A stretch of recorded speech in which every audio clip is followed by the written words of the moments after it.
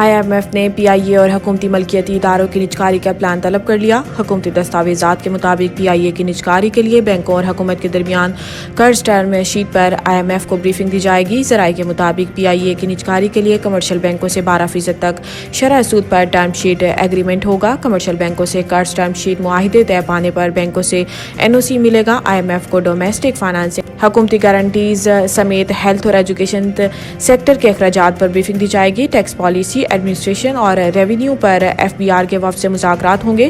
ذرائع وزارت توانائی کے مطابق توانائی سیکٹر کی کارکردگی سے IMF وفد مطمئن نہیں۔ دستاویزات میں بتایا گیا ہے کہ توانائی شعبے کے گردشی قرضے اور پاور پرچیز ایگریمنٹ پر وزارت توانائی کے حکام IMF سے مذاکرات کریں گے۔ قومی اسمبلی میں غزہ میں اسرائیلی بربریت کی مذمت کی قرارداد متفقہ طور پر منظور۔ قرارداد کے متن میں کہا گیا ہے کہ ایوان فلسطین میں اسرائیلی جارحیت کی مذمت کرتا ہے۔ غزہ میں سیز فائر کے لیے حکومت عالمی برادری پر زور دے۔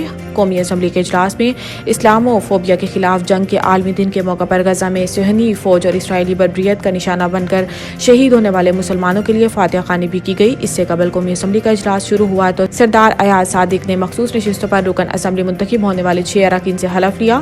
بعد ازاں قومی اسمبلی کا اجلاس غیر معینہ مدت کے لیے ملتوی کر دیا گیا۔ امریکی ایوان نمائندگان میں پاکستانی الیکشن اور جمہوریت پر سماعت مقرر۔ تفصیلات کے مطابق امریکی ایوان نمائندگان کی سب کمیٹی برائے مڈل ایسٹ، سینٹرل ایشیا اور شمالی افریقی امور پاکستان کے صورتحال کے بارے میں اگلے ہفتے بدھ 20 مارچ کو ایک اہم سماعت کرے گی۔ جاری کردہ نوٹس میں بتایا گیا ہے کہ امریکی محکمہ خارجہ میں اسسٹنٹ سیکرٹری ڈونلڈ لو کو بھی طلب کیا گیا ہے۔ ڈونلڈ لو پاکستان سمیت جنوبی ایشیا اور سینٹرل ایشیا امور کے بیورو کے انچارج ہیں اور بانی PTI نے انہیں اپنی سائفر کی الزامی سیاست کا مرکزی امریکی کردار قرار دے کر بڑی شہرت دی ہے۔ انہوں نے کہا ہے کہ معاون امریکی وزیر خارجہ کو دھمکیاں سنجیدہ معاملہ ہے، کانگریسی پالیسی سازی سے متعلق اپنے کام کرتی ہے۔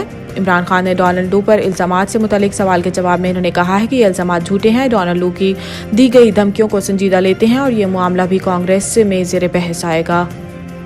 پاکستان کا جعلی کرنسی کی روک تھام کے لیے پلاسٹک کرنسی لانے کا منصوبہ۔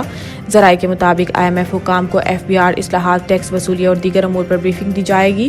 رواں مالی سال ٹیکس وصولی میں کمی پر مزید فوری اقدامات پر بریفنگ بھی دی جائے گی۔ ذرائع کا کہنا ہے کہ اسٹیٹ بینک کے حکام جعلی کرنسی کی روک تھام کے لیے نئے پلاسٹک نوٹ جاری کرنے کے پلان پر IMF وفد کو بریفنگ دیں گے۔ اس طرح کے کرنسی نوٹ مشرق بعید کے ممالک اور سوئٹزرلینڈ میں استعمال ہو رہے ہیں۔ اس کے علاوہ IMF کو اقوام متحدہ کے انسداد کرپشن کنونشن کے ماتحت ملکی رپورٹ جاری کرنے پر بھی بریفنگ دی جائے گی۔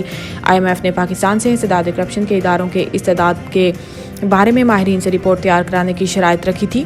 ذرائع کے مطابق IMF کی اس شرط پر عمل درآمد وزارت داخلہ اور وزارت قانون نے کرنا ہے۔